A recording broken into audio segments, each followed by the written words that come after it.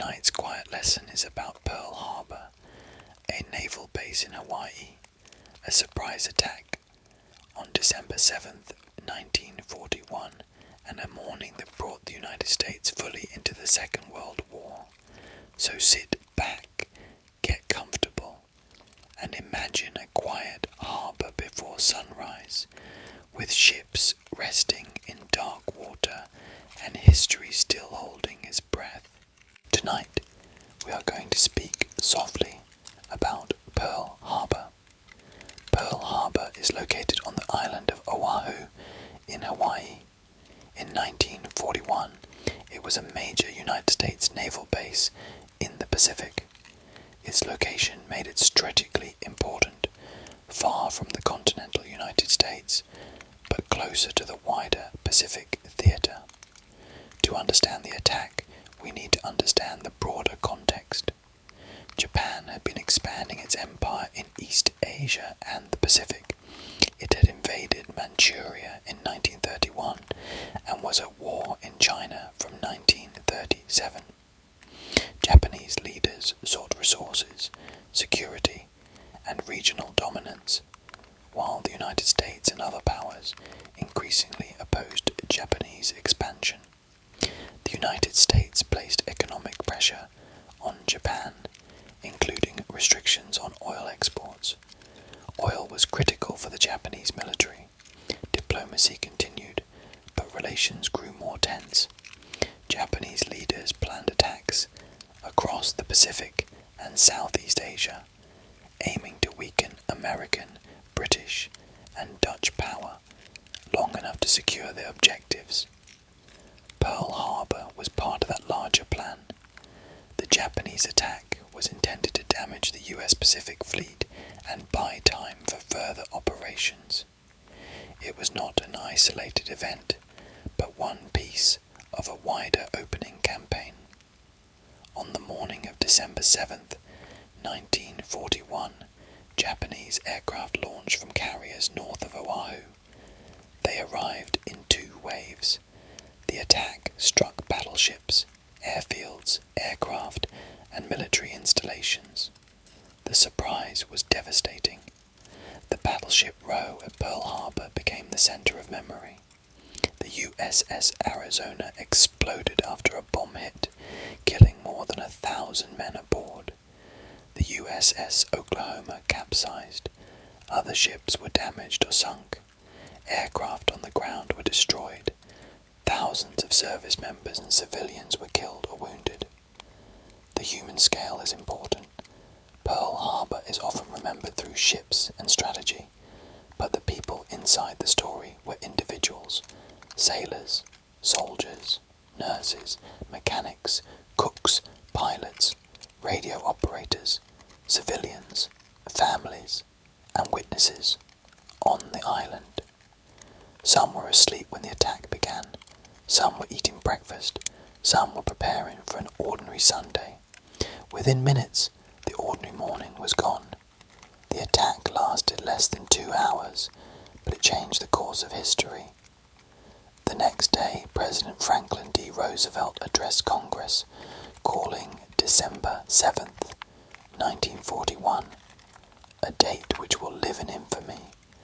The United States declared war on Japan.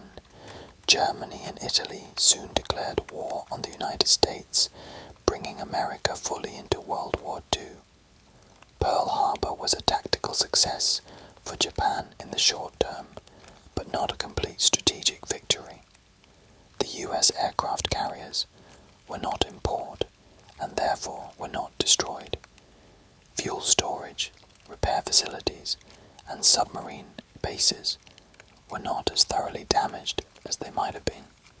These would matter in the Pacific War that followed. The attack also unified American public opinion behind war. Before Pearl Harbor, the United States had supported Allied powers in various ways, but many Americans were reluctant to enter the war directly. After the attack, that reluctance changed rapidly. The Pacific War became fast and brutal.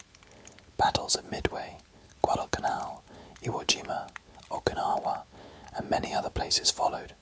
Pearl Harbor was a doorway into a long conflict across oceans, islands, airfields, and ships.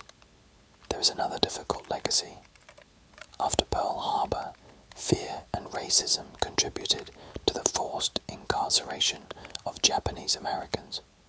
More than 100,000 people of Japanese ancestry, most of them American citizens, were removed from their homes and held in camps. This was a grave injustice, later formally acknowledged by the US government. So Pearl Harbor must be remembered carefully. It was an attack that killed and wounded thousands and changed world history. It also became part of a wartime atmosphere in which innocent people were punished for their ancestry. History asks us to grieve without becoming careless. It asks us to remember victims without turning fear into injustice. The physical site of Pearl Harbor remains a place of memory. The USS Arizona Memorial stands above the sunken battleship, where many of the dead remain entombed. Oil still sometimes rises slowly from the wreck, often described as tears of the Arizona. Visitors move quietly there. Names are read. Flowers are placed. The harbour is no longer only a military site. It is also a grave, a memorial, and a classroom. For an ASMR history lesson, the focus is not the noise of the attack, but the quiet before and after.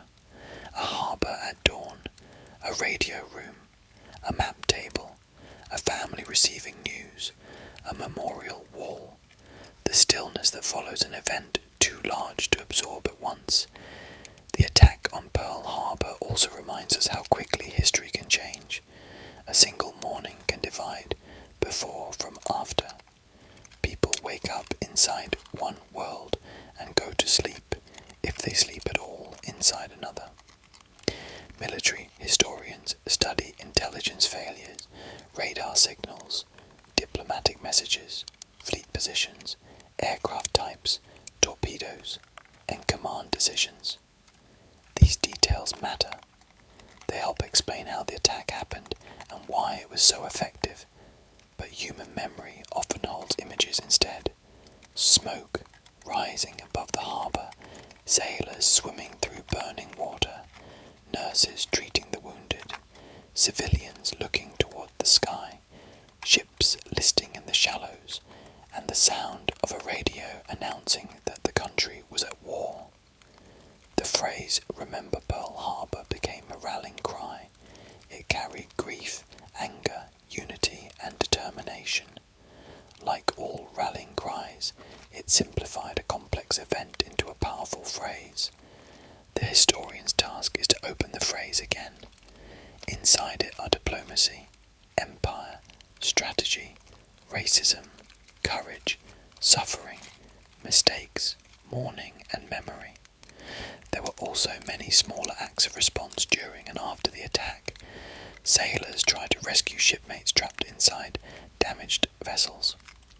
Medical personnel treated burns, wounds, shock, and exhaustion. Civilians donated blood, listened for news, and tried to understand whether more attacks might follow. The island did not simply witness a military event, it entered an emergency. Some stories from Pearl Harbor are stories of confusion. People heard explosions before they understood what they meant. Some believed at first that it was a drill. Others saw aircraft markings and realized the attack was real. History often becomes clear in textbooks, but in the moment it is experienced as fragments: sound, smoke, orders, fear, movement, and incomplete information. The attack also raised questions about intelligence and preparedness. American officials knew that war with Japan was possible, but they did not know exactly where or when an attack would come. Warnings, assumptions, intercepted messages, radar sightings, and command decisions have been studied for decades. The lesson is not simple. large organizations can possess pieces of information without assembling them in time. Radar was still a relatively new technology. On the morning of the attack, an early radar station detected incoming aircraft, but the sighting was not understood as an attack. This detail has become famous because it shows how technology alone is not enough. A signal needs interpretation, context, communication, and trust. Pearl Harbor also transformed American industry and society. After the United States entered the war, factories, shipyards, farms, laboratories, schools, and households became part of a national war effort. Millions served in the armed forces, millions more worked on the home front. Rationing, war bonds, propaganda, training, production and mobilization reshaped daily life. For Hawaii, the effects were immediate and intense. Martial law was declared in the territory. Civil liberties were restricted. The islands became a central military space for the Pacific War. Hawaii's local communities lived with blackout rules, security measures, military presence, and the memory of attack. The memory of Pearl Harbor also became personal for generations. Survivors told stories, families kept letters, photographs, uniforms, and telegrams. Commemorations marked anniversaries. The event became both national history and family history. When we approach Pearl Harbor quietly, we can avoid turning memory into spectacle. A solemn history does not need loud music or dramatic reenactment. It needs attention, a ship name, a date, a mourning, a life interrupted. The USS Arizona Memorial is powerful because it creates stillness over catastrophe. Visitors stand above the wreck rather than inside a reconstruction of the attack.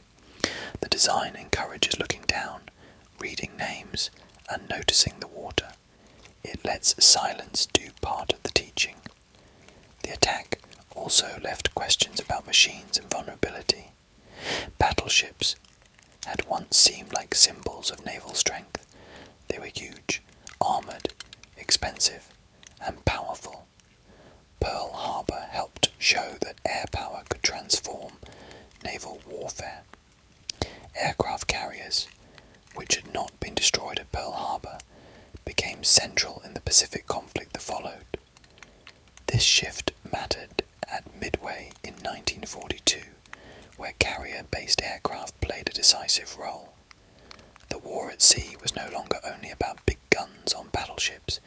It was about aircraft, intelligence, radar, logistics, code-breaking, submarines, fuel, repair, and distance. Pearl Harbor therefore sits at a turning point in military history. It was a disaster for the US Pacific Fleet, but it also revealed the importance of technologies and strategies that would define the rest of the Pacific War. There were also acts of repair. Damaged ships were raised, rebuilt, or returned to service where possible. Shipyard workers, divers, engineers, and crews worked in difficult conditions. The harbour became not only a place of loss, but a place of salvage and reconstruction. This repair work is less famous than the attack, but it matters.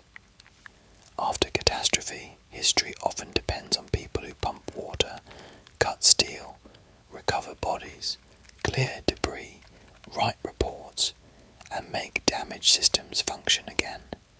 Pearl Harbor also affected language.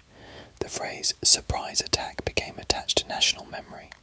The phrase remember Pearl Harbor became a call to unity and revenge. Words helped organize emotion. They gave millions of people a way to understand shock and direct it toward war. But language can also narrow memory. If Pearl Harbor is remembered only as a slogan, we lose the complicated human and political layers. A careful episode should make room for sailors and civilians, strategy and grief, American resolve and American mistakes, Japanese imperial ambition, and Japanese-American injustice.